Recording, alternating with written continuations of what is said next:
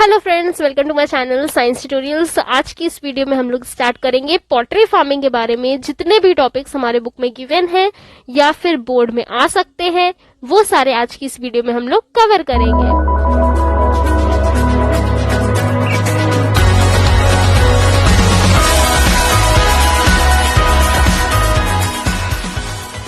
So guys, let's begin with a topic that is the poultry farming. सबसे पहले इसकी definition की बात करते हैं कि इसमें होता क्या है। तो देखो, ये एक ब्रांच है एनिमल हस्बेंड्री की, पोल्ट्री फार्मिंग। जिस तरह से हम लोग ने पढ़ा था कैटल फार्मिंग एनिमल हस्बेंड्री की ब्रांच है, उसी तरह से जो पोल्ट्री फार्मिंग है ये भी ब्रांच है एनिमल हस्बेंड्री की। अब इसमें होता क्या है, देखो, जो बर्ड्स होती हैं उनको क्या करना, रियरिंग करना उनकी, यानी कि उनका पालन पोषण करना। किस लिए? ताकि हमें उनसे कुछ प्रोडक्ट मिल सके। क्या प्रोडक्ट मिलेगा हम लोग को बर्ड से? Egg and meat. Eggs and meat के लिए बर्ड्स का पालन पोषण करना कहलाता है पोल्ट्री फार्मिंग। ठीक है, it is the act of rearing of birds for egg and meat is the definition of poultry farming. ठीक है, branch of animal husbandry, it is the branch of animal husbandry that includes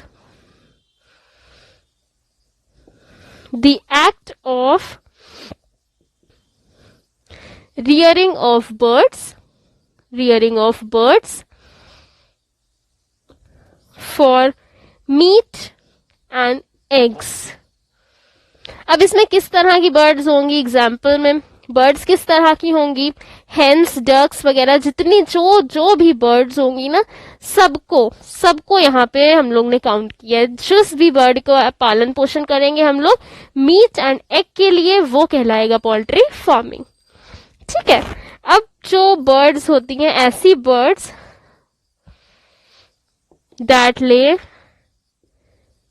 ले eggs are called layers. ऐसी birds जो eggs देती हैं उनको कहते हैं लेयर्स। एंड ऐसी बर्ड्स जिनसे हमें मीट मिलता है, birds that yields us meat, जिनसे हमें मीट मिलता है, उनको कहते हैं ब्रॉयलर्स। BROILERS, broilers. ठीक है, अब देखो, पोल्ट्री फार्मिंग जो होता है न्यूट्रिशन लेवल को बढ़ाना, न्यूट्रिशन लेवल सप्लाई करने के काम आता है। किस तरह से? क्योंकि जो देखो हमें एग्स मिलते हैं ना, उसमें प्रोटीन होता है, न्यूट्रिशंस होते हैं, बहुत सारे न्यूट्रिशंस मिलते हैं। ठीक है, कैसे? एग के बारे में हम लोग थोड़ी सी बात करते हैं। यहाँ पे एग के बारे में बात करते हैं। जो एग होता है उसमें कितने % प्रोटीन होता है एंड कितने % पार्ट होता है यॉक। ठीक है, एग जो होता है उसमें 36% होता है यॉक, यानी कि एक एग जो ले हम, उसमें जो येलोइश पार्ट होता है वो यॉक कहलाता है, वो होता है 36%। एंड जो व्हाइट पार्ट होता है वो 64% होता है। And we know very well कि उसका जो व्हाइट पार्ट होता है वो प्रोटीन रिच होता है। White part is equals to protein is equals to 64%। ठीक, तो पूरे एग में हम लोग कह सकते हैं 64% जो होता है वो होता है प्रोटीन। Got it? अब जो हम लोग अब थोड़ा सा आगे बढ़ते हैं इसमें पोल्ट्री फार्मिंग में। जैसे याद करो, हम लोग ने हर टॉपिक में पढ़ा है इंडिजिनस एंड एग्जॉटिक ब्रीड्स के बारे में। ठीक है, कैटल्स में भी पढ़ा था हम लोग ने, वैसे ही पोल्ट्री फार्मिंग में भी पढ़ेंगे इंडिजिनस एंड एग्जॉटिक ब्रीड्स के बारे में। दोनों के में डिफरेंस क्या होता है वो स्टडी करेंगे। सबसे पहले इंडिजिनस, हमें पता है इंडिजिनस का क्या मतलब होता है, एंड एग्जॉटिक का भी मतलब हम लोग को पता है, क्योंकि मैंने बहुत स्टार्टिंग की वीडियो में क्लियर करा हो कि इंडिजिनस मतलब कि ऐसी स्पीशीज जो नेटिवली इंडिया की हो, एग्जॉटिक यानी कि फॉरेन स्पीशीज। ठीक है, इंडिजिनस स्पीशीज जो होंगी, इनके जो एग ले करेंगी उसका साइज होगा क्या? छोटा, स्मॉल साइज जो होंगी वो स्मॉल साइज्ड, लेकिन वहीं जब एग्जॉटिक की बात करी जाएगी तो उनका साइज थोड़ा सा बड़ा होगा, लार्ज साइज्ड होंगी। एंड ये स्मॉल साइज होंगी, ये लार्ज साइज होंगी। एंड ये जो इंडिजिनस ब्रीड्स होंगे वो कम एग्स एक बार में दे पाएंगे, ठीक है, लेस नंबर ऑफ एग्स मिलेंगे हम लोग को उससे, less number of eggs. And exotic में मोर इन नंबर, ठीक है। सो गाइज, अब हम लोग बात करते हैं पोल्ट्री केयर की। यानी कि देखो, हम लोग जैसे एक बर्ड ले आए, ठीक, अब उसको डोमेस्टिकेट कर रहे हैं, तो केवल उसको डोमेस्टिकेट करने में ये नहीं होता कि हम लोग उसको घर ले आए और उसको पालने लग गए, उसको रख दिया एक कोने में। उसके साथ ही साथ हमें उसका प्रॉपर ध्यान रखना पड़ता है। ध्यान इन द सेंस कि उसको टाइम टू टाइम फूड देना पड़ता है। हम लोग कोई भी एनिमल डोमेस्टिकेट करते हैं तो हम लोग उसके प्रॉपर हाइजीन का ध्यान रखते हैं, ठीक है। क्यों रखते हैं? ताकि वो किसी डिसीज से सफर ना करे, यानी कि वो हेल्दी रहे, ठीक है। अब जब हमें अपने प्रॉफिट के लिए किसी को रखना है, डोमेस्टिकेट करना है, तो हमें उसको ज्यादा ध्यान देना होगा। क्यों? क्योंकि उससे हमें लॉस होगा। अगर वो किसी डिसीज से सफर करेगा तो डायरेक्टली और इनडायरेक्टली लॉस हमारा होगा, क्योंकि उसकी सबसे सीधा असर उसकी प्रोडक्टिविटी में पड़ेगा, ठीक है। तो इसलिए पोल्ट्री केयर, चाहे पोल्ट्री में पॉइंट हो, चाहे पॉइंट कैटल्स में हो, चाहे फिशरीज में हो, किसी भी टॉपिक में पॉइंट हो, हमेशा उसमें केयर तो करनी पड़ेगी, चाहे किसी को भी डोमेस्टिकेट करे। अब केयर करने के लिए पॉइंट्स लगभग ना सब में सेम ही रहेंगे, गॉट इट। तो जैसे इसमें हम लोग बात करेंगे तो इसमें कुछ एक आध पॉइंट एक्स्ट्रा ऐड हो जाएगा कि टेम्परेचर, पीएच वगैरह, सराउंडिंग टेम्परेचर अच्छा होना चाहिए, सुटेबल होना चाहिए इनके हिसाब से, बर्ड्स के हिसाब से होना चाहिए, ठीक है।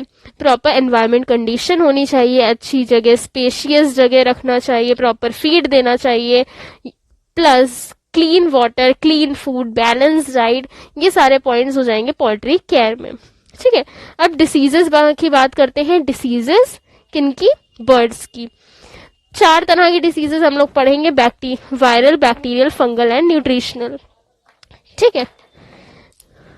Viral, bacterial, fungal and nutritional deficiency diseases, यानी कि ऐसी डिसीजेस जो बॉडी में किसी न्यूट्रिशन की कमी से हो, उनकी बात करेंगे, ठीक। ज्यादा detail studies not required, we know very well, क्योंकि एक आध नंबर का, एक आध मार्क्स का एग्जाम्पल में पूछा जा सकता है, या फिर पूछा जा सकता है पर्टिकुलर कोई डिसीज उठा करके कि ये कौन सी डिसीज है, कौन सी इन द सेंस कि बैक्टीरियल है, वायरल है, फंगल है, किस टाइप की डिसीज है। इससे ज्यादा कुछ क्वेश्चन नहीं बन सकता, ऑल राइट। तो इसलिए मैंने पहले से ही नोट डाउन कर दिया। यू मे इधर टेक दिस स्क्रीनशॉट और copy down right now only. Viral disease में Ranikhet disease, fowl pox, Marek's disease, avian disease. Bacterial disease में fowl cholera, fowl typhoid, fowl paratyphoid, salmonellosis. Fungal में mycotic disease, candidiasis, thrush. Nutritional deficiency में night blindness, sterility, haemorrhage. Night blindness होता है vitamin A की कमी से, vitamin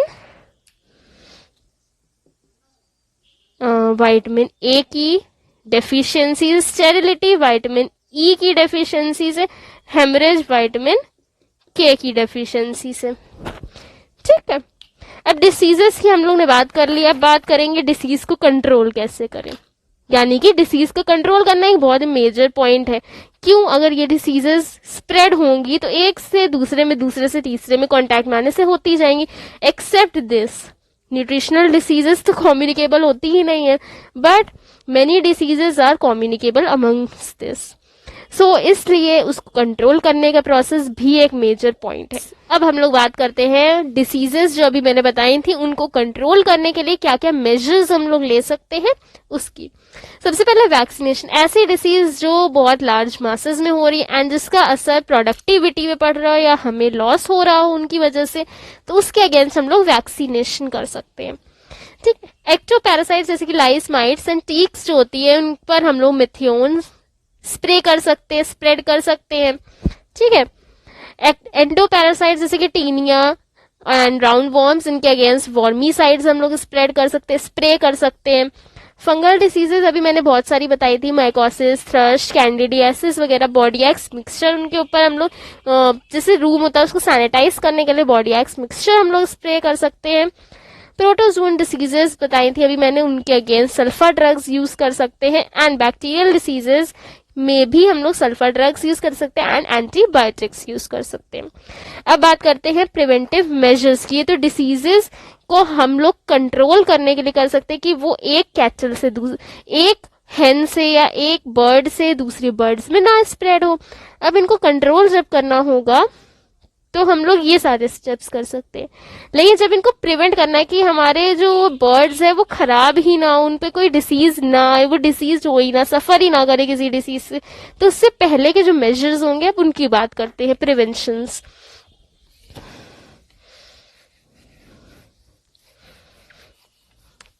prevention of diseases.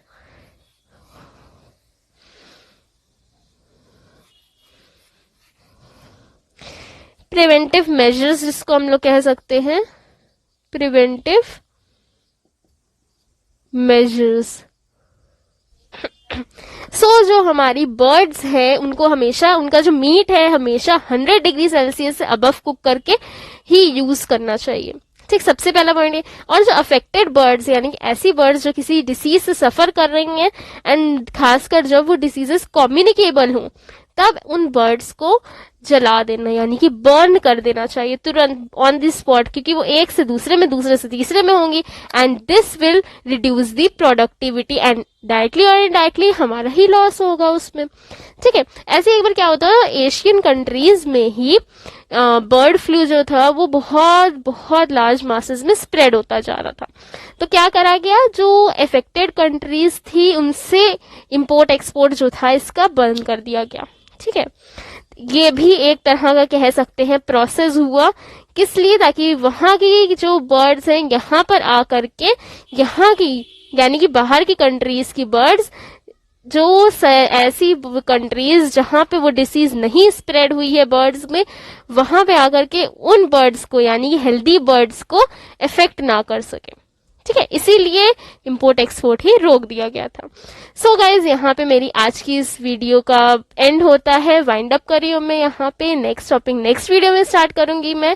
अगर video helpful लगी हो then please hit like button to this video and to the previous videos and of course share my videos to your friends and to your dear ones. Channel को subscribe करिए, bell icon पर press करिए, मेरी सारी videos like करिए, इससे पहले की वीडियोज भी देखिए, they will also help you out in studying biology class 12th.